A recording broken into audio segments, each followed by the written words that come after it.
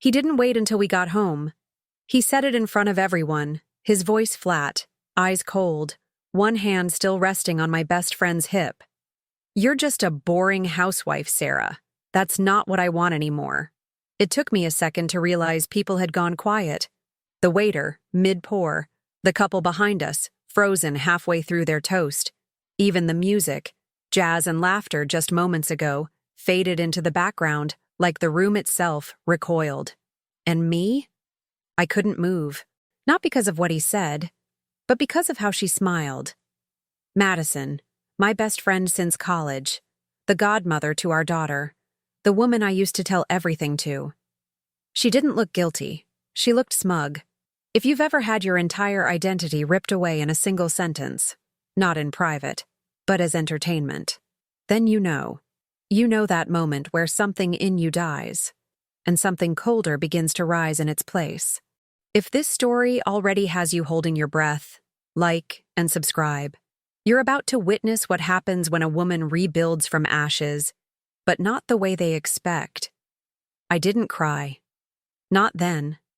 Not in that upscale restaurant with crystal chandeliers and linen napkins and every eye pretending not to look. I stood up. I adjusted my dress. I paid the bill. Then I walked out, without a single word, as if I hadn't just been reduced to nothing by the two people I trusted most. But here's what they didn't understand. I may have walked out shattered, but I didn't stay that way. The meeting room was 10 degrees colder than it needed to be. Chrome table, floor-to-ceiling windows, the kind of sterile power setting meant to intimidate. But not me. Not anymore. When I walked in, the men at the table straightened. The assistants checked their notes twice. And him, the man who once broke me, he looked like he'd seen a ghost. Except this ghost wore heels, a silk blazer, and carried the authority of an empire. He didn't rise from his seat. He never did when he was unsure. I smiled, gently, politely, and took the chair at the head of the table, his old chair. The logo behind me read something different now. His company's name was smaller, beneath mine. He cleared his throat as if to find footing. "Impressive," he muttered.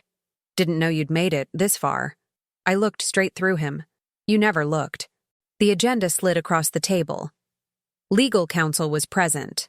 A merger, no, an acquisition, had been finalized weeks ago. This was a formality. But for me, it was ritual. I wasn't here for revenge. I was here for remembrance. To remind him, without saying it, that the boring housewife he discarded now signs his checks. The silence in that room wasn't awkward.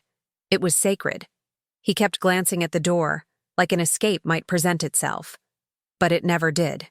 I had rewritten every page of this chapter, and I had made sure there was no exit for the version of him that once existed in my life. And Madison? She wasn't here. She wouldn't be. Not anymore. If you've ever wished for a moment to show them what they lost, not with bitterness but with becoming, then know this. Those moments come. When you choose yourself, when you rise, rebuild, and walk back into the room they thought you'd never be worthy of. He used to smirk when I served him dinner. Now he watches his future served in contracts I don't even have to read twice. The woman he mocked now owns the ground he walks on. And the best part? I never raised my voice. Before that night in the restaurant, before the boardroom silence, before the empire, I was a wife, a mother, a woman with hands always full and needs always last. And I was okay with that. I think that's the part that stings the most now. How deeply I believed that being okay meant being fulfilled. Our mornings began like clockwork. I made the coffee exactly how he liked it. French roast, splash of oat milk, no sugar. Madison used to joke that I knew his preferences better than he did. She wasn't wrong. I'd have breakfast ready by 7:15. Lunches packed, daughter dressed, dog fed, laundry sorted. The rhythm of domesticity was relentless, but I wore it like a badge. Not because it was glamorous, God knows it wasn't, but because I thought it made me indispensable. "You're the glue that holds this house together," he'd say. usually with a kiss on the forehead, never on the lips. I thought it was stress, work, fatigue. I never stopped to question the slow fade. I didn't have time to. See? When you're the backbone, no one asks if you're tired. They just lean harder. I ran PTA meetings like a military operation. I knew every neighbor's birthday, every teacher's name, every family allergy on our block. Madison was often there, side by side with me at bake sales, yoga on Tuesdays, long phone calls at night. She'd text me when she saw funny memes. She knew what size I wore, where I hid the good chocolate, what I whispered into my daughter's ear during bedtime prayers. And I trusted her like a sister. She was shiny, bold, magnetic in ways I never let myself be. The kind of woman who wore red lipstick on a Tuesday just because. She called herself a career girl, always chasing new clients and networking parties. I admired her. I envied her. I never thought she would envy me. Back then, I believed love meant roles. That you serve, and the serving itself becomes sacred. I told myself I was the lucky one. I didn't need the corner office, the business trips, the power suits. I had a home, a family, a best friend. Looking back now, I see how much of myself I had bartered away under the name of peace. Because peace isn't always soft. Sometimes it's silence forced into a smile. He never asked about my dreams. I don't blame him. I stopped talking about them years ago. After I turned down the marketing job in Chicago.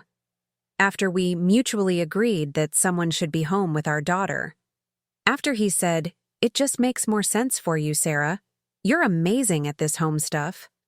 And I was. I was damn good at it. But I didn't know that being good at something doesn't mean it should be the only thing you are. I remember one night, a week before it all crumbled.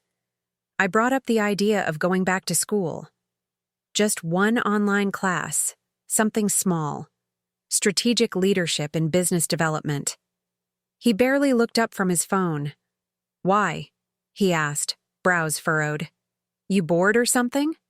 It wasn't hostile, just dismissive, like I'd asked for a third dessert instead of a new chapter. I laughed it off. No, just thinking it might be good for me. To learn. Grow. He nodded without really hearing me. "You're already growing a family. That's enough, babe." I nodded too, but something in me wilted. And Madison? She'd always championed me. Until she didn't. Until I noticed she stopped including me in conversations about her clients. Until she brushed off my ideas for starting a little home-based creative business as cute. Until her compliments felt like sugar with an aftertaste. "Some women are just built for softness," she said once, sipping wine on my porch. "That's you, Sarah. You're not like those power-hungry types." I had smiled, thinking it was praise, not realizing it was a boundary.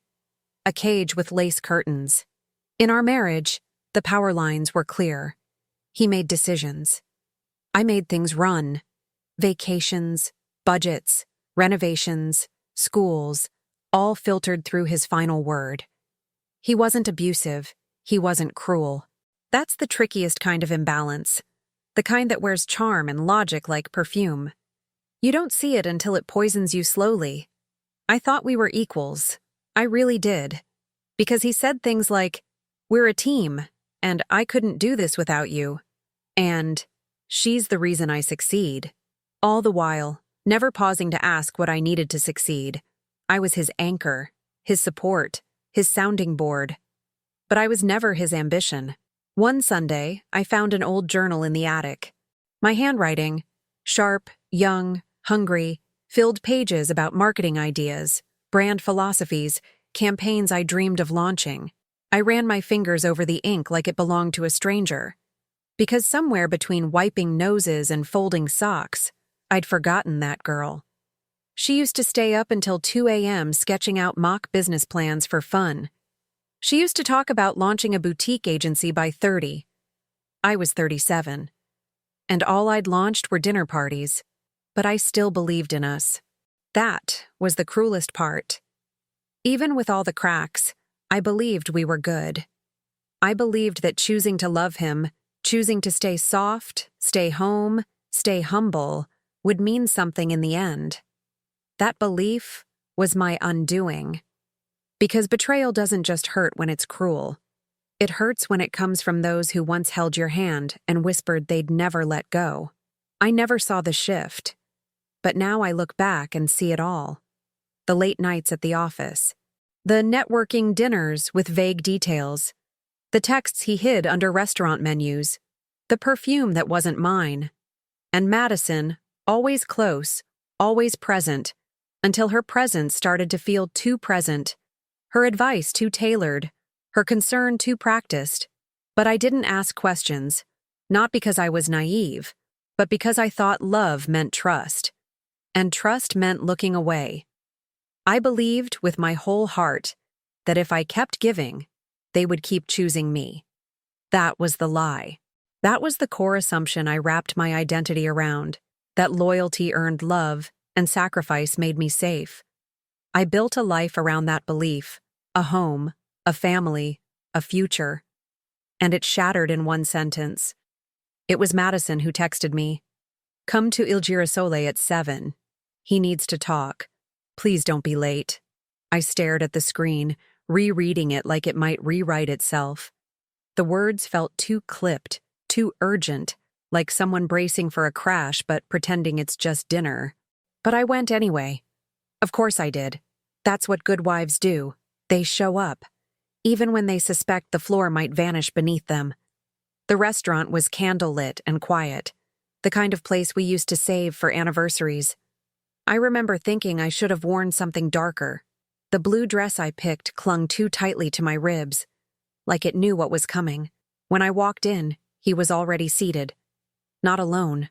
Madison sat beside him. Not across. Not next to me. Beside him. I paused mid-step, stomach folding in on itself. They didn't rise. They didn't smile. She looked at me the way someone looks at a loose thread, like she was trying to decide whether to cut it or pull it. He got straight to it. No hesitation. No preamble. "Sarah, we need to talk. I can't do this anymore." The world didn't shatter. It went silent. Completely. As if someone hit mute on life itself. "I've fallen in love with someone else," he said, not even blinking. "And it's Madison." That's the thing no one tells you about betrayal. It doesn't scream. It doesn't throw plates or flip tables. It sits across from you and says your name like it still belongs to you. Then it guts you with the calmest voice you've ever heard. I looked at her. She didn't flinch. Her hand grazed his. She didn't even try to hide it. My hands felt too big for my body. My legs weren't under me anymore. I remember holding onto the back of the chair, not to sit, but to stay upright. "You're joking," I whispered, even though I knew he wasn't. He shook his head. "We didn't mean for it to happen." "Don't," I said, my voice barely there. "Don't insult me and destroy me in the same breath." I looked around. No one was looking at us directly, but I could feel the room watching sideways, like I was a scene they weren't sure they were allowed to witness. What stunned me most wasn't that he cheated. It wasn't even with her. It was how quickly I became invisible to both of them. Like I'd been erased mid-sentence, like I was a leftover from a life they'd outgrown. I stumbled out before they could explain, apologize, justify, whatever rehearsed act they'd prepped together. The night air punched my lungs. I walked 3 blocks before I realized I hadn't grabbed my coat, or my purse. The phone calls started an hour later. Madison first, then him. I didn't answer. Then the messages came. "You always said you wanted us all to be honest. Don't make this harder than it needs to be. You'll see this is for the best." For the best. The best. He moved out the next morning, didn't even take all his things. He left a drawer of ties and 2 colognes like he might still come back. Like I was a layover between decisions. My daughter was at her grandmother's. Thank God. I spent that morning on the kitchen floor, arms wrapped around my knees, sobbing into the tiles until my throat burned. The house felt too still. The silence wasn't peace. It was vacancy. I texted 3 friends. Only one replied. She sent a heart emoji and never followed up. The others said nothing. That silence hurt more than his words. Because betrayal isn't always loud. Sometimes it's quiet. The friends who vanish, the siblings who don't want to take sides, the parents who say, maybe you could have tried harder to spice things up. Even my own mother said it. That maybe if I had lost the weight earlier, if I hadn't been so consumed with the home stuff, he wouldn't have wandered. Like I was the reason he lost his way. I started to believe it, that maybe I was boring. Maybe I had shrunk myself into someone unlovable. Maybe I deserved it. That's when the collapse began. Sleep turned into 2 hours of staring at the ceiling and 5 of dead-weight unconsciousness. I stopped opening curtains. I wore the same sweatshirt 3 days in a row. Showers were something I negotiated with myself. I didn't eat, or I overate. It blurred. Grief does that. It stretches time like taffy and numbs the places where you once felt sure. The worst part? I miss them. I missed her laugh during movie nights. I missed his sleepy smile after long work days. I missed the version of myself who still believed in people. And I hated myself for missing them. I walked through the grocery store 2 weeks later and saw them, together, in the frozen food aisle, laughing, casual, as if the world hadn't just caved in. I ducked behind an end cap and trembled like a child. I stood there, surrounded by canned beans, trying not to vomit. That night, I deleted every photo, every text, every playlist, and then I deleted myself. I stopped answering calls. I turned off social media. I didn't respond to group chats, didn't show up to the PTA fundraiser, didn't explain. People stopped asking. The invitations dried up. The world kept spinning. No one came knocking. I wasn't Sarah the wife. I wasn't Sarah the friend. I wasn't even Sarah the mom. My daughter stayed with her father most nights now, because I couldn't face her without breaking. I felt like a ghost wearing my own skin. But here's the thing about disappearing. You don't just vanish from the world. You vanish from yourself. There's no grand announcement, no dramatic scene, just smaller and smaller choices. Silence instead of explanation, sleep instead of movement, numbness instead of anger. Until one day you look in the mirror and don't recognize the eyes staring back. That's where I was. Erased. Empty. But even silence holds seeds. And somewhere in that hollow space, a new voice had started whispering. I didn't tell anyone I was leaving. Not my mother. Not the school. Not even the friend who'd sent that single red heart. I packed in silence, folding sweaters like I was burying a version of myself inside them. The house was too clean when I left. Too still. I didn't take much. Just what fit in the trunk.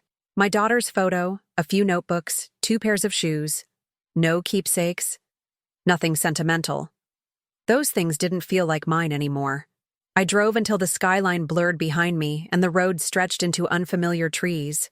I rented a studio in a small town 3 hours from Columbus. A place where no one knew my name, where no one expected PTA attendance or potluck casseroles or cheerful eye contact in the frozen aisle. The apartment was above an old bookstore, the kind with crooked floors and dust that glittered in sunlight. It smelled like paper and rain. I didn't ask for a tour. I signed the lease, paid in full, and said, just Sarah. No last name. No story. I didn't decorate. I didn't unpack fully. I lived out of my suitcase for weeks. 1 fork, 1 mug, 1 set of sheets. I wasn't building a life. I was surviving a disappearance. Every morning, I walked to the same diner 2 blocks away and ordered the same black coffee I never drank. I just sat, hands wrapped around the heat, waiting for the caffeine to cool into stillness. I watched people live. I watched them laugh and argue and complain about taxes. I watched and wondered how the hell they weren't crumbling. Grief hollowed me out in increments. I didn't look in mirrors. I couldn't. The reflection felt wrong, like a costume.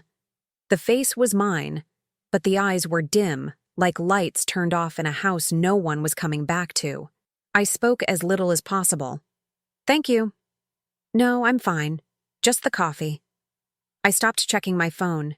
It stayed off for 17 days straight. No missed calls, no new texts, just a quiet screen, as blank as I felt inside. Sleep was unpredictable. Sometimes 13 hours of escape, other times just 40 minutes of haunted memory. I'd jolt awake at 3 a.m., breath caught in my throat, heart sprinting toward a danger that didn't exist anymore. But the body doesn't know time. It only remembers betrayal. I wrote sometimes, scraps, half-thoughts, angry letters never sent. I wrote her name over and over like an exorcism. Madison, Madison, Madison. It didn't feel like a name anymore, just a wound with vowels. There was a grocery store down the hill. I'd go every Thursday and walk the aisles in slow loops, not to shop, but to be around something normal. A woman once asked me where to find lentils. I froze, forgot how to speak. She smiled awkwardly and walked away. That night, I cried for 45 minutes because of lentils. You lose things when you vanish. You lose your voice, your warmth, your instinct to reach for the light switch when it gets dark. One morning, I saw a mother brushing her daughter's hair outside a cafe. The little girl was squirming, laughing. That scene used to be mine. Now it was just something that hurt. I called my daughter once from a burner phone. I didn't speak. I just listened to her voicemail greeting, sweet, high-pitched, hopeful. And then I hung up. That was my lowest point. The night of the storm, the power went out around 10 p.m. Thunder cracked the sky open like judgment. Rain lashed against the glass.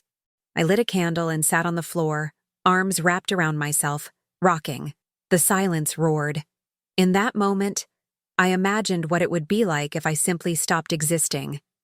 Not in a violent way, just a disappearance. A gentle fade, like snow melting into soil. I pictured the world without my noise, my needs, my name, and I thought, maybe it would be easier. That thought scared me, not because it was dark, but because it felt like relief. I curled into a ball and let the grief take me. Not the tears, not the drama, the numbness, the slow, still drift of someone no longer fighting to stay human. And then, a knock. Not loud, not urgent, just there. I didn't move at first. It could have been a mistake, a drunk, a storm trick, but it came again, soft, steady. I stood, legs unsteady, and opened the door a crack. It was the woman from the bookstore downstairs, mid-60s. Frizzy hair pulled into a pencil bun. She held a lantern and a small paper bag. "Thought you might need dinner," she said, not unkindly. "And some light." I blinked at her. "You've been upstairs for weeks," she added gently. "I figured you might want something warm." I took the bag. "Thank you," I whispered. She smiled. "No pressure to talk. I just remember what it's like." Before I could ask what she meant, she nodded and turned back into the storm, lantern swinging like some mythic guide. Inside the bag was soup, tomato basil, still warm. I sat on the floor and ate it slowly, every spoonful an act of resurrection. I don't remember how it tasted. I just remember that for the first time in weeks, I felt seen. Not fixed, not saved, just noticed. That night, I slept for 8 hours straight. The next morning, I opened the curtains. Not wide, just enough for a sliver of light. I didn't decide to come back. I didn't map a plan or set a goal. I just paused. And for the first time, the silence inside me didn't feel like death. It felt like space. Something was shifting. I didn't know what. I didn't trust it yet. But something had knocked. And part of me, the part that hadn't died, knocked back. It didn't happen all at once. There was no lightning moment, no montage of gym workouts or motivational playlists. It began with the tiniest shifts, morning walks before sunrise, brushing my hair again, reading one chapter a day, just to feel my mind stretch. I still didn't know what I wanted, but I was starting to remember what I didn't deserve. Every morning, I opened the curtains. Every night, I made my bed. The woman from the bookstore, her name was Ingrid, started inviting me downstairs. Not for conversation, but for space. She had a desk in the back, behind poetry and rare editions, and she offered it to me as a place to think. "You don't have to explain," she said, handing me the spare key.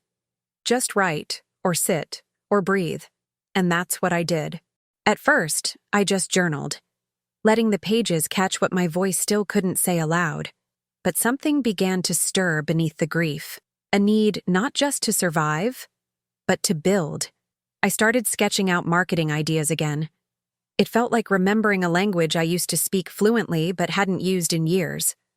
I designed mock campaigns, wrote pretend taglines, researched brand psychology late into the night. One morning, I scribbled the words, "You don't lose your gift just because someone stopped seeing it." I circled it 3 times. That afternoon, Ingrid peeked over my shoulder. "You wrote that?" I nodded, a little embarrassed. "You should use that," she said. "Start something." I shook my head. "It's not that simple."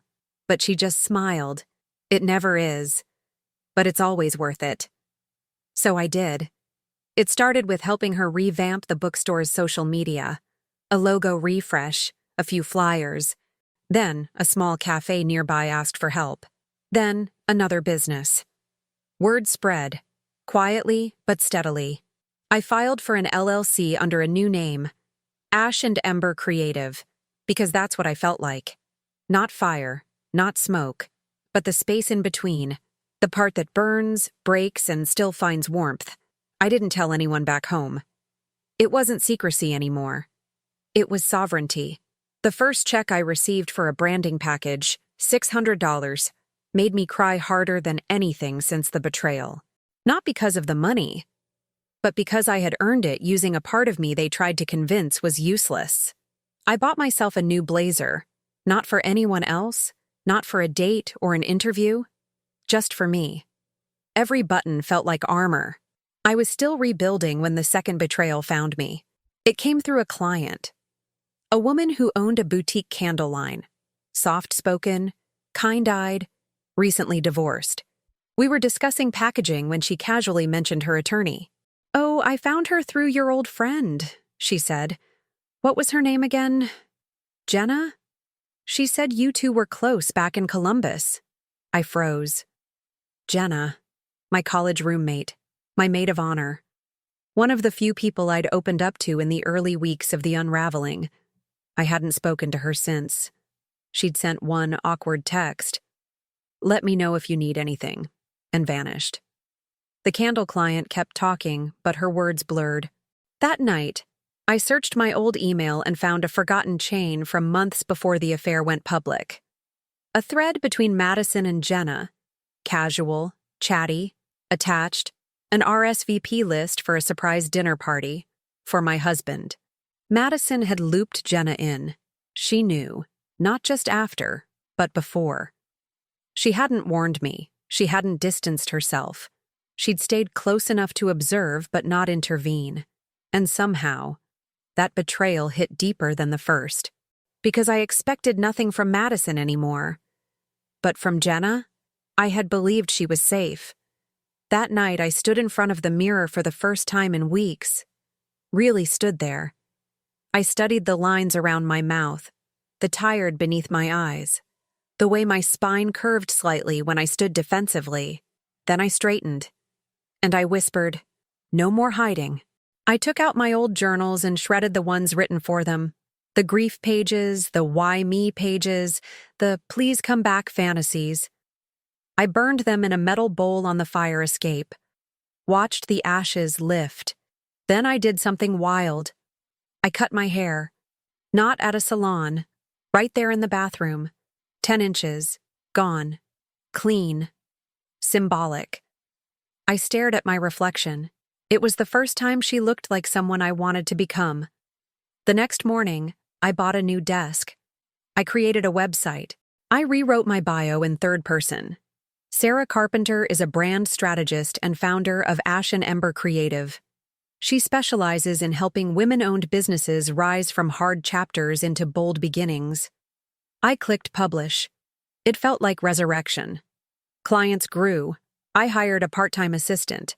I donated to a local shelter in Madison's name, not out of pettiness, but poetry. I sent Jenna a single email. No greeting, no anger. Just one sentence. Thank you for teaching me that silence can be louder than knives. I never heard back. Didn't need to. Because the version of me that needed explanations had already died. Now, I was someone else. Not angry, not broken, but tempered. I wasn't a wife anymore. I wasn't a best friend. I wasn't background. I was becoming. One of my new clients was a mid-sized business struggling with leadership transitions. During a call, I realized, halfway through the conversation, that the brand was a subsidiary of his company. It took everything in me not to react. But inside, I smiled. Poetic, how the world turns. The CEO position had changed. Restructuring was happening. A buyout was rumored. And suddenly, I saw it. A path. Not for revenge, for reclamation. The elevator opened on the 27th floor with a soft chime. I stepped out into the atrium of Whitlock Holdings, heels silent against polished marble. The space was sleek, imposing. All glass panels and muted steel, designed to impress. I'd walked this corridor once as a wife dropping off lunch. Now, I walked it as an acquisition. The boardroom was at the end of the hall. Inside, 15 people, each with a different agenda, each pretending not to watch me cross the threshold. At the head of the table sat him. He still wore the same style suit, still tapped his pen against the table when nervous, still gave that smirk, a weapon dressed as confidence, though this time it cracked at the corners. He didn't rise, but everyone else did. I nodded once, took my seat at the head of the table, not the one he used to sit in, a newer one, central, elevated. To my left sat the merger attorneys. To my right, the executive team from my company. At the far end, a corporate strategist, flipping through folders with the detachment of someone paid to stay neutral. The room hushed. "Let's begin," I said. He laughed, low, dismissive. "What are we doing here, Sarah? You've made your point." I met his eyes. "Have I? I mean this?" He gestured to the table. "You really want to drag this out in front of everyone?" "No," I replied, calm. "I want to clarify." I slid a folder across the table, cream-colored, thick. I'd had it printed on matte stock, the kind that carries weight even before it's opened. "This is the final acquisition agreement," I said. "Ash and Ember now holds majority interest in your parent firm, which means, by structure, Whitlock Holdings is now under our umbrella." He opened the folder, read the first paragraph. Silence. Then, "You've got to be kidding me." "I'm not." "Sarah, this is absurd. You've gone too far." "Too far," I repeated softly. "Would you like to talk about what too far looks like?" A projector turned on behind me. I didn't do it myself. One of the assistants pressed the remote. She knew the cue. The screen filled with images, financial charts, emails, timestamps. Nothing illegal, but everything unflattering. Memos to Madison, redirected funds, creative credit stolen from junior staff, a trail of behavior that added up to erosion. I let it run for 30 seconds. Then I looked back at him. "I didn't dig for dirt," I said. "This was all public. You left your carelessness where anyone could find it." He stood. "You're doing this for revenge." I stayed seated. "No. I'm doing this because the company deserved better leadership. You weren't careful with the trust people gave you." He stared at me, eyes wide, breathing uneven, like he was finally seeing me without the filter of his old stories. I turned to the strategist. "Would you read Clause 17? 4, please?" She flipped to the page and read aloud. "Upon change of majority ownership, the board reserves the right to reappoint all executive roles and remove any previous leadership acting counter to ethical alignment and corporate vision." In other words, he was out. A beat passed, then another. The CFO, who'd once backed him loyally, cleared his throat and said, I think the clause is clear. Someone gasped. A pen clattered to the floor. In the corner, one of the junior partners blinked rapidly, like he'd just seen the true structure of the universe rearrange. And him? He stared down at the contract like it was a trap. You planned this, he whispered. No, I said. You taught me this. There it was. The mirror moment. He looked at me and saw not the woman he left, but the one he built through disregard. The one who rose not despite him, but because of what he tried to bury. I loved you once, he said, and for the first time, it sounded real, like an echo from a life he lost. I know, I said, but you didn't respect me, and love without respect is just ownership. He dropped into his seat, suddenly small, suddenly hollow. I pulled out a second envelope, smaller, thicker.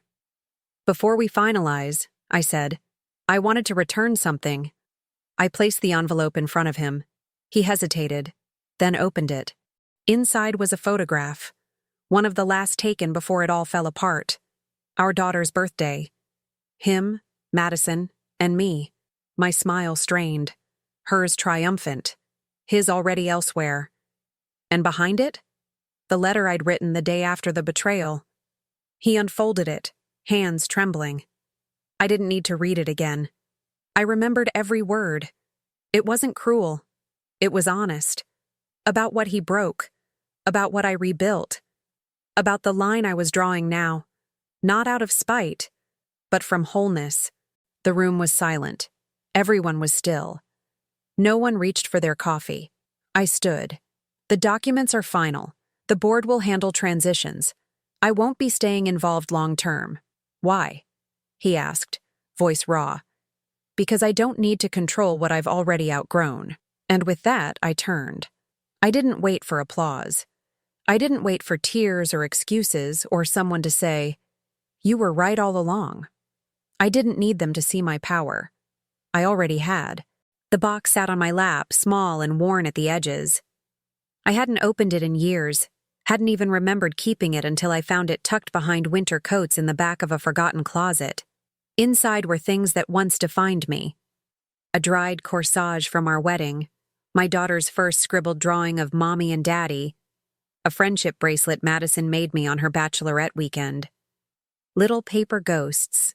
I set the box on the ground beside me in the woods behind the bookstore, where the trees grew tall and quiet. The wind made no judgments. One by one, I took the pieces out and held them. Not to relive, but to release. I lit a match, dropped it into the box. The flame crackled softly. Nothing dramatic, just the slow reduction of memory into ash. When it was done, I buried the remains beneath the roots of a birch tree. No one saw it. No one needed to. Some endings don't need witnesses. Just will. Weeks had passed since the confrontation. The company transitioned smoothly. Legal notices were served. My name appeared on the press release as former interim strategist. I asked for no interviews, declined every podcast. He kept his severance. I kept my distance. And Madison? I heard through a mutual acquaintance that she'd left town. Some story about starting fresh out west. People like her don't fall. They flicker into new places and reinvent the narrative. That used to bother me. Now, I just hope she learns how to be honest with herself, for once. The power isn't in the punishment. It's in not needing to deliver it. I moved to a new apartment on the edge of town. Bigger windows, softer light. My daughter started staying with me again, a few nights a week at first. Then more. One evening, she curled up beside me on the couch, her head resting on my chest like she used to when she was little. You're different now, she said, matter of fact. I kissed her forehead. Different good or different weird? She thought for a moment. Different strong. That night, after she fell asleep, I cried.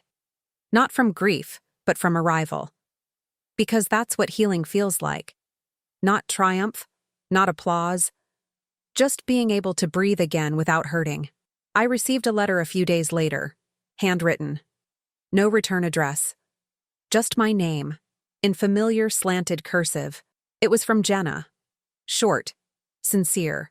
She said she was sorry, not just for staying silent, but for choosing comfort over courage. She'd seen what was happening, had sensed the truth, and hadn't acted. Not out of malice, she wrote, but out of fear. At the end, she wrote, "I don't expect forgiveness. I just wanted you to know you didn't imagine it." I folded the letter carefully. I didn't respond. But I didn't tear it up either. Not everything needs to be erased to be released. My work continued to grow. Ash and Ember Creative now served 12 clients across 3 states. I hired 2 part-time creatives, both women in the middle of reinvention stories of their own. I watched them walk into meetings like I once dreamed of doing, heads high, ideas bold. And I sat behind them. Not to lead, but to make room. There's a power in stepping forward, but there's a different power in stepping aside when the time is right. I still keep one photo on my desk. Not of him. Not of Madison. It's one my daughter took. Me sitting on the bookstore steps, barefoot, sipping tea, laughing at something she said. My shoulders relaxed, my hair unbrushed, my joy real. She titled it, "Mom Becoming." It's the most accurate photo of me I've ever seen. Last week I returned to Columbus for the first time. Not for confrontation, for closure. I walked past our old house. The garden had changed. New curtains, a different mailbox. The life that once trapped me now belonged to someone else. I didn't feel bitterness, just distance, like remembering a dream that no longer stung. As I turned to leave, a car pulled into the driveway. A woman stepped out, mid-30s, professional, tired around the eyes in a way I recognized deeply. She looked at me. I smiled gently. She didn't smile back. Just nodded. I hope she finds her way too. Before leaving town, I stopped at a quiet lake just off the highway. It used to be our favorite weekend escape. I stood at the edge, let the wind catch my coat, and closed my eyes. Then I took out my phone. I deleted the last contact. No rage, no trembling. Just a calm swipe left and tap. Delete contact? Yes. The ripples on the lake didn't change. The sky didn't shift. But inside, something closed, like a soft falling curtain. And as I turned back toward the road, I felt no need to look behind me.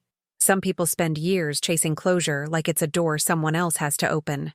But sometimes, the door is just you, standing still long enough to realize you were never trapped.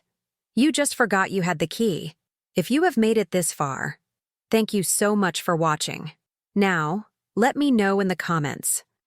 What are your thoughts about this story? Have you witnessed something similar in your social circle? This is Velvet Revenge.